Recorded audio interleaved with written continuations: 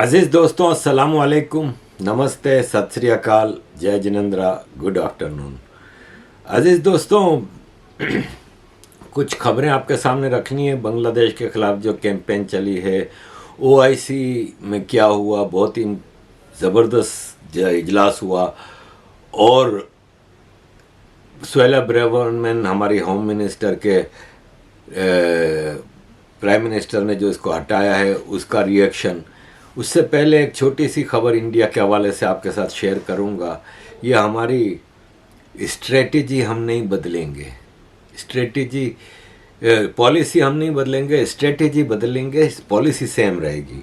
ये फरमाती हैं कि हिंदुत्व स्टेट है ना, आरफा खानम शेरवानी फरमाती हैं कि हिंदुत्व स्टेट है ना, वो लॉलेस स्टेट होगी। क्योंकि हमने इसकी एक खिड़की कल देख ली कि सुप्रीम कोर्ट ने, हाईएस्ट कोर्ट ऑफ इंडिया ने क्रैकर्स और पटाखों पे बैन लगाया हुआ था, लेकिन हमने इसको ज़बरदस्त पटाखे फोड़े हमने, और हमने शेमलेस शो किया सोशल मीडिया पे पटाखे फोड़ के हम किस तरह सुप्रीम कोर्ट को के ऑर्डर को धज्जियाँ उड़ाते हैं वगैरह वगैरह। एंड पे लिखती हैं, जिसने मुझे मजबूर किया बोलने पे, रिलीजन अबव लॉ, कि हिंदुओं के लिए रिलीजन अबव लॉ। और तुम खुद भी और तुम्हारा एक एक मुसलमान हमेशा ये कहता है कि हमारे लिए इस्लाम सबसे ऊपर है, इसके बाद सब कुछ आता है। तो तुम्हारे लिए रिलीजन अबव एवरीथिंग है, कंट्री भी। और हिंदुओं के लिए एक ऐसा सुप्रीम कोर्ट का ऑर्डर जो कि इनके रिलीजियस, क्या तुम्हारे खिलाफ अगर सुप्रीम कोर्ट मुसलमानों को कह देगा कि बकरे नहीं काटो बकरा ईद पे, तो तुम लोग चुप हो जाओगे, तुम लोग तो पत्थरबाजी लेके शुरू हो जाओगे। हिंदुओं ने तो फिर कुछ नहीं किया, चुपचाप पटाखे फोड़े। तो तुम लोगों को अभी बहुत वक्त सहना है। हिंदुत्व स्टेट बने कि ना बने, मोदी का इंडिया तब्दील हो रहा है। और तुम जो बात कर रही हो रिलीजन अबव लॉ हो गया है, तुम लोगों के लिए तो रिलीजन अबव इंडिया हो गया है। तुम लोग तो भारत में भी बिलीव नहीं करते हो। रकीब, नवीद, नाजिम, नोमान, वजीहुद्दीन, ये स्टूडेंट हैं अलीगढ़ यूनिवर्सिटी के। इनको गिरफ्तार किया गया है। ये आईएसआईएस के ऑपरेटिव्स हैं और ये भारत के मेजर रेलवे स्टेशंस पे टेररिज्म करने वाले थे। वजीहुद्दीन एक डॉक्टर है, रकीब एक इंजीनियर है, नवीद एक साइंटिस्ट है। ये पढ़े लिखों की बात हो रही है। टेररिज्म करने वाले थे भारत के रेलवे स्टेशन पे। तुम लोगों के लिए रिलीजन अबव एवरीथिंग है भाई। और ये जुल्फिकार सीनियर प्रोजेक्ट मैनेजर था, मल्टीनेशनल आईटी कंपनी में 31 लाख रुपया इसकी सैलरी थी साल की। अरेस्ट किया नेशनल भारत की फोर्सेस ने पुणे में। ये भी आईएसआईएस का और आईईडीज बनाता था, और ये टेरर अटैक इंडिया में करने के लिए सारी प्लानिंग हो रही थी।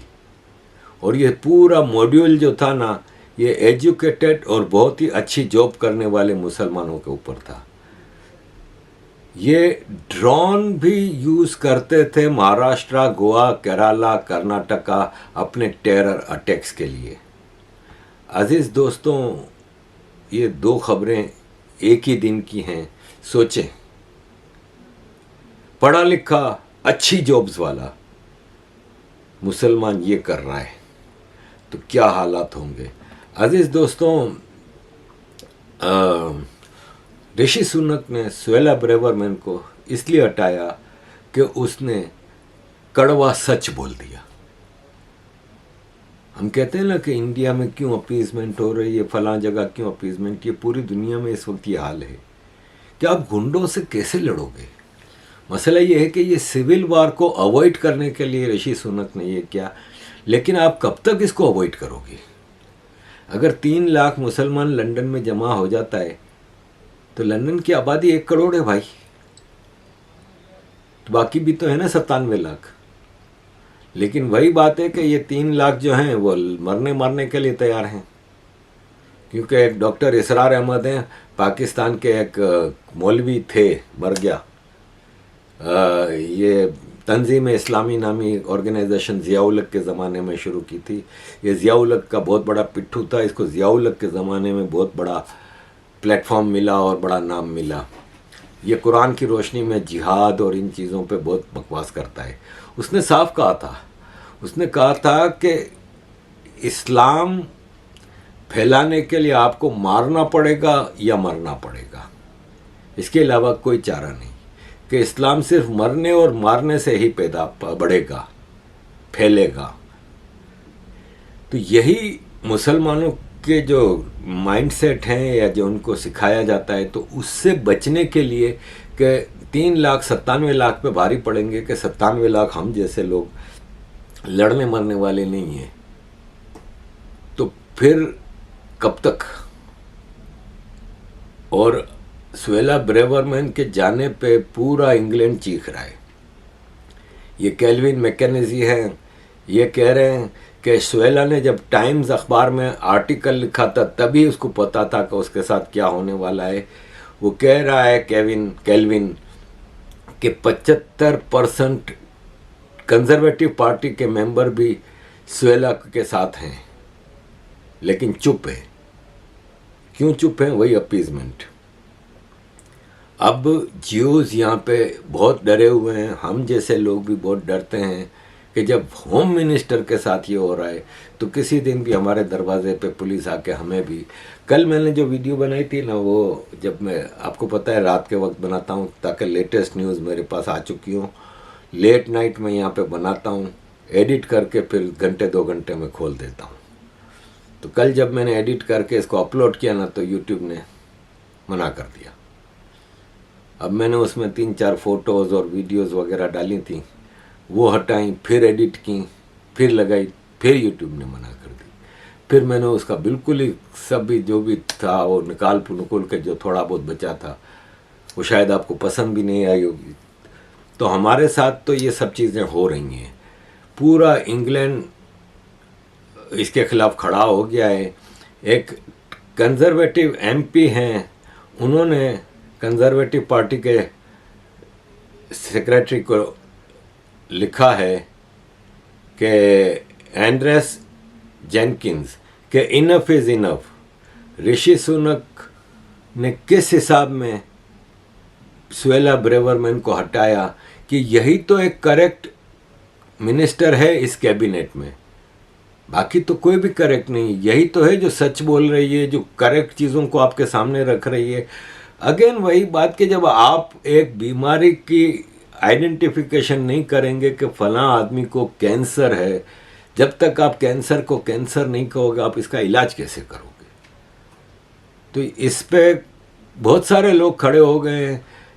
कई लोग हैं जो वो कर रहे हैं। ये ब्रिटेन सरेंडर्ड, होम सेक्रेटरी को हटा दिया गया है, गटलेस प्राइम मिनिस्टर ऋषि सुनक ने। इस तरह के कई हैं। ये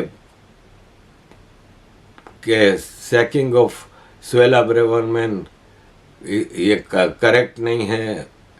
Katie हॉय very disappointed, Suella Braverman has been sacked. We need cabinet members who speak out and tell the public the truth, not follow a cozy establishment consensus. So out of touch with the views of कई हैं, voices of silent majority. Suella Braverman. Millions of Britain people की नुमाइंदगी कर रही है Suella. Suella वो बोल रही है जो मिलियंस ऑफ ब्रिटिश बोलना चाहते हैं, वगैरह वगैरह। तो अजीज़ दोस्तों, ये है। बाकी कैमरून एक्स प्राइम मिनिस्टर को फॉरेन मिनिस्टर बनाया है, उस पर भी टोरीज पार्टी जो कंजर्वेटिव पार्टी है, इसमें ऋषि पे काफ़ी क्रिटिसिज्म हो रहा है, क्योंकि कैमरून प्रो चाइना है। कैमरून की पॉलिसीज़ में काफ़ी चीज़ें हैं जो कि कंजर्वेटिव पार्टी की पॉलिसीज़ से अगेंस्ट हैं। Boris Johnson, Theresa May, ex prime ministers जो थे जिन्होंने भारी मेजॉरिटी से इलेक्शन जीते हैं, उनकी पॉलिसीज़ और कैमरून की पॉलिसीज़ में काफ़ी फ़र्क है। ऋषि सुनक के ऊपर इस वक्त काफ़ी प्रेशर है।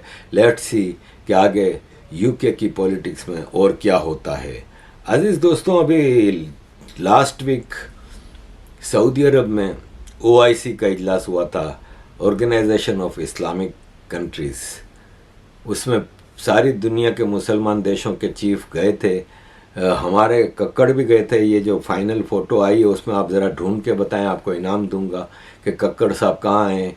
ये जितने कंट्रीज़ इस्लामिक कंट्रीज़ खड़े हैं ना, इनमें पाकिस्तान इस्लामिक कंट्रीज़ में नंबर 2 पे है आबादी के लिहाज से। पॉपुलेशन वाइज इंडोनेशिया के बाद पाकिस्तान नंबर 2 पे है, लेकिन पाकिस्तान के कक्कड़ साहब को बिल्कुल पीछे रखा गया। और पूरी 2 दिन की कॉन्फ्रेंस में कभी सऊदी अरब के बयान दिखा रहे थे, कभी कतर के, कभी कुवैत के, कभी ईरान के, कभी तुर्की के, कभी जॉर्डन के। पाकिस्तान के कक्कड़ साहब की तकरीर को किसी ने घास भी नहीं डाली। फाइनल स्टेटमेंट में भी पाकिस्तान की कोई औकात नहीं थी। पाकिस्तान OIC के इजलास में बिल्कुल भी बेहैसियत नज़र आया। हालांकि पाकिस्तान क्लेम्स कि हम इस्लाम का किला हैं, हम इस्लाम की ओनली एटॉमिक पावर हैं, हम इस्लाम की सबसे बड़ी मिलिट्री पावर हैं, लेकिन मसला ये है कि आप भिखारी हो, आपकी औकात नहीं है। ये जितने कंट्री के चीफ खड़े थे ना, वो कक्कड़ साहब से दूर भाग रहे थे कि कहीं कक्कड़ साहब आके पैसे ना मांग लें, क्योंकि कक्कड़ साहब ने जाके सिर्फ पैसे ही मांगना होता था। कि आसिम मुनीर ने इसको भेजा था तो यही कह के भेजा था कि यार इतने सारे अमीर मुल्क जमा हो रहे हैं, ज़रा कोशिश करना। मोहम्मद बिन सलमान से बहुत रिक्वेस्टें की गई कि मिल लो, तो उसने कहा अच्छा 10 मिनट के लिए मिलता हूँ। तो पीछे कमरे में जाके उससे मिल लिया 10 मिनट के लिए, लेकिन कोई कमिटमेंट नहीं की मोहम्मद बिन सलमान ने। इसने बहुत सारी चीज़ें की। इसने रेकॉर्ड एक जो पाकिस्तान की गोल्ड माइन है वो भी उनके सामने रख दी कि भाई प्लीज़ ये ख़रीद लो, इसमें से शेयर ख़रीद लो, कुछ कर लो। मोहम्मद बिन सलमान ने कोई कमिटमेंट नहीं की। कक्कड़ ने यह भी कहा कि भाई दिसंबर तक आपका मुफ्त का तेल, जो उधार का तेल, मुफ्त का नहीं उधार का जो तेल है वो आपकी कमिटमेंट है, तो नेक्स्ट ईयर के लिए मोहम्मद बिन सलमान ने उसने यही कहा कि भाई साहब इस वक्त हम गज़ा के मामले पे जमा हुए हैं। खैर, बातें सब ने की, मुसलमान देश इस वक्त सिर्फ बातें कर रहे हैं। Jerusalem is our red line. वो आपने जो सुना होगा कि पंजाबी को किसी ने थप्पड़ मार दी, तो पंजाबी ने कहा ये तूने अच्छा नहीं किया, तू अब के मार, अब मैं देखता हूँ। उसने फिर थप्पड़ मारी। उसने कहा देख तू अच्छा नहीं कर रहा है, तू समझ जा मेरी बात, अब तू मार, मैं देखता हूँ तेरे को। उसने फिर मारी। तो यही इजराइल इनके साथ कर रहा है। और ये Jerusalem is our red line. Jerusalem किसके कब्जे में भाई? इजराइल। इजराइल ने जेरूसलम को अपना कैपिटल डिक्लेयर किया हुआ है, तो रेड लाइन कहाँ से हो गई? और आज नहीं किया हुआ है, ट्रम्प के ज़माने में किया था, और अमेरिका ने उसको एक्सेप्ट भी कर लिया था एज कैपिटल ऑफ इजराइल। तुम्हारी रेड लाइट एरिया तक ये अरबगान। तो इस मीटिंग में पहली बार ईरानी प्रेसिडेंट सऊदी अरब आया, मोहम्मद बिन सलमान से अलग से मिला भी। बहुत कोशिश की कि मोहम्मद बिन सलमान को समझाया जाए कि इजराइल के ख़िलाफ़ तुम सख्त एक्शन लो। इस OIC की मीटिंग में ईरान और तुर्की ने चाइना का एजेंडा पेश किया। एक्चुअली इन सबको चाइना चलाता है, ये इस्लामिक देशों को। ईरान और तुर्की ने कहा कि हम चाहते हैं कि इस OIC के ज़रिए हम एक यूनाइटेड प्रपोज़ल पेश करें, और वो प्रपोज़ल ये है कि सारे इस्लामिक देश इजराइल के साथ डिप्लोमेटिक इकोनॉमिक रिलेशंस ख़त्म करें, और जितना अरब और मुस्लिम एयर स्पेस है उसमें इजराइल की फ़्लाइट्स को नहीं जाने दें, और जितने ऑयल प्रोड्यूसिंग मुस्लिम कंट्रीज़ हैं वो इजराइल को पेट्रोल देना बंद कर दें। इस प्रपोज़ल को जो तुर्की और ईरान ने पेश किया था, उसकी ओपोजिशन सऊदी अरब, इमारात, Jordan, Egypt, Bahrain, Sudan, Morocco, Djibouti, Mauritania ने ब्लॉक कर दिया। उन्होंने कहा नहीं, ऐसा तो हम नहीं करेंगे। चाइना का एजेंडा फेल हो गया। चाइना एक्चुअली इस वक्त सिर्फ एक ही एजेंडे पे काम कर रहा है कि India, middle east, Israel, Europe corridor जो बन रहा है ना, उसको किसी तौर पे फेल कराया जाए, और चाइना का बेल्ट एंड जो रोड है ना, BRI road, belt road initiative, उसको कामयाब कराया जाए। लेकिन चाइना का वो बेल्ट रोड इनिशिएटिव फेल हो चुका है, क्योंकि जब ये एक जेन्युइन कॉरिडोर बन रहा है तो फिर इस, और सबसे बड़ी बात यह कि इस कॉरिडोर के रास्ते में कोई टेररिस्ट कंट्रीज़ नहीं आ रहे। चाइना, ईरान, तुर्की, इन सब के साथ मिलके ये पाकिस्तान, ये इनमें से ये गुजार रहा है, उन कंट्रीज़ के साथ नहीं है। तो ये इकोनॉमिक कॉरिडोर को कामयाब कराने के लिए बहुत कोशिश की, वो नहीं हो सका। अजीज़ दोस्तों, जमात इस्लामी के अमीर सिराजुल हक कतर गए थे और हमास के चीफ के साथ मिले, और किस तरह टेररिज्म को और ज़्यादा ऑर्गेनाइज्ड किया जाए उस पर काफ़ी लंबी चौड़ी इनकी डिस्कशन हुई। क्योंकि ये बात याद रखिएगा कि दुनिया में जितनी भी टेररिस्ट ऑर्गेनाइजेशंस हैं ना, इनकी mother of all terrorist organisation Jamaat Islami है, जिसका हेड ऑफिस पाकिस्तान में है। मैं आपको यहाँ एक बात बताता चलूँ कि 1986 में जब जमात इस्लामी का अमीर काजी हुसैन अहमद था, तो जमात इस्लामी के अमीर काजी हुसैन अहमद को मोतमर आलम इस्लामी ने ग्लोबल जिहाद का कोऑर्डिनेटर बनाया था। 86 की बात बता रहा हूँ, जब अमेरिका भी ग्लोबल जिहाद को सपोर्ट कर रहा था, सब कुछ था। उस वक्त ग्लोबल जिहाद को के कोऑर्डिनेटर के लिए काजी हुसैन अहमद अमीर जमात इस्लामी पाकिस्तान को ग्लोबल जिहाद कोऑर्डिनेटर बनाया था। और दुनिया की जितनी, देखें, इख्वानुल मुस्लिमीन, जमात इस्लामी, ये दो बड़ी जमातें हैं ना, ये एक ही आइडियोलॉजी है, और दोनों ब्रिटिश ने बनवाई थी। जमात इस्लामी इंडिया में बनाई थी और इख्वानुल मुस्लिमीन इजिप्ट में बनी थी। उस वक्त ये दो ब्रिटिश कॉलोनियल एरियाज थे और दोनों इम्पोर्टेंस के लिहाज से दुनिया के मेजर एरियाज थे।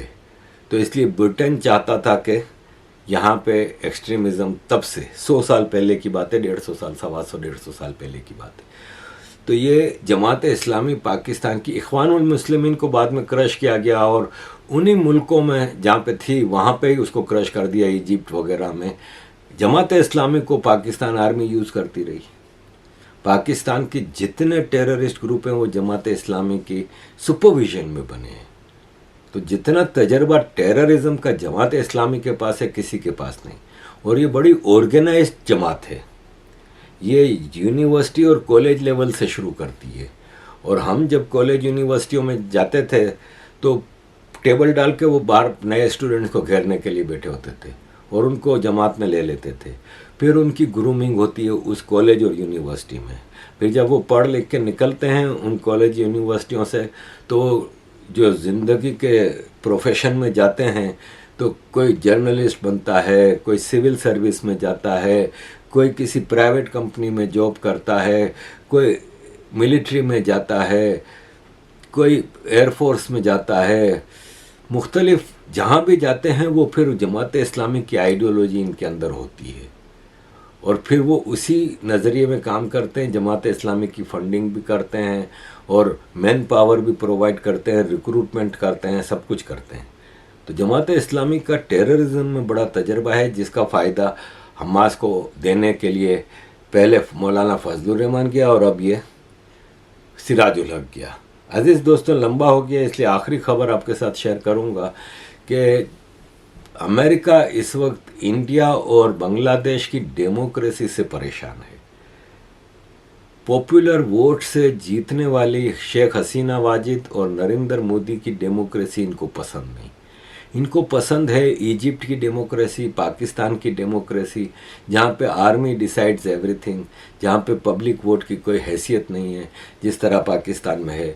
तो अब ये इंडिया के और बांग्लादेश के जो इलेक्शन आने वाले हैं, अगले 1 साल के अंदर अंदर ये दोनों इलेक्शन हो जाएंगे, बांग्लादेश के भी और इंडिया के। और उस पर दुनिया का लेफ्ट इकोसिस्टम, जिसको लीड कर रहा है सोरोस, सेलिब्रिटीज़ जो इसमें हैं, अमेरिका का थिंक टैंक नेटवर्क, अमेरिका की जो डीप स्टेट है, ये इंडिया और बांग्लादेश की डेमोक्रेसी पे काफ़ी मसले इनको नज़र आ रहे हैं। इस सिलसिले में मैं इस वक्त बात करूंगा बांग्लादेश की। देखें, एक कैंपेन शुरू हो गई अचानक, पता नहीं इनको बांग्लादेश में क्या है। अब जैसे ये जिनीवा में यूपीआर होता है, यूनिवर्सल पीरियोडिक रिपोर्ट, ये कंट्री बेस्ड एक रिपोर्ट होती है कि बांग्लादेश अब इस पर के ह्यूमन राइट्स वायोलेशन हो रही हैं, फलान है ढुमकान है। ये नॉर्मली 4-4, 5-5 साल में उस कंट्री की बारी आती है। जैसे पाकिस्तान पे भी यूपीआर चल रहा है, तो वो 3-4 साल पहले हुआ, फिर लास्ट ईयर हुआ, या इस साल हुआ था मार्च वगैरह में, और अब 2-3 साल बाद होगा। लेकिन बांग्लादेश पे लगातार हो रहा है। तो ये जिनीवा यूएन में ये हो रहा है। इसमें persecution of human rights defenders, shrinking civic space, impunity in Bangladesh, इस पे ये मीटिंग हो रही है और एमनेस्टी इसको को होस्ट कर रही है। और ये 44th session of United Nations में ये सब चीज़ें हो रही हैं।